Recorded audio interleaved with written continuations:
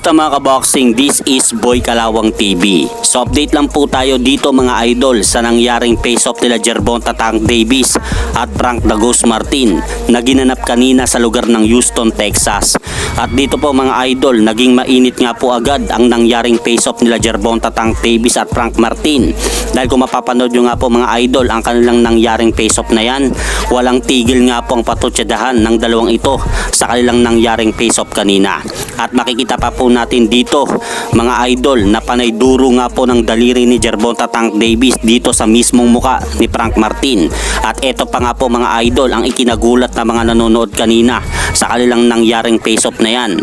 Dahil bago po matapos ang face-off nila Gervonta Tank Davis at Frank Martin, inambahan nga po mga idol ni Gervonta Tank Davis na akmang susuntukin itong si Frank Martin. Panoorin nyo nga pong mabuti mga idol ang video.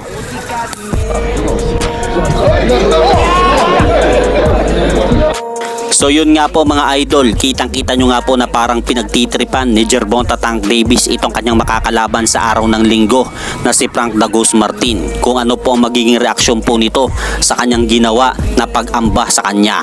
Pero makikita naman po natin dito sa video na nakahanda pa rin po itong si Frank Martin kung itutuloy po ba ni Gervonta Tank Davis ang pag-ambag suntukin siya sa kanilang nangyaring face-off kanina. Iabangan nga po natin mga idol sa linggo ang magaganap na bakbakan ng dalawang kapwa undefeated na boksingero na ito.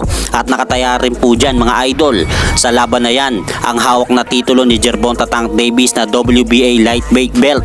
Iabangan nga po natin yan, magandang laban na yan.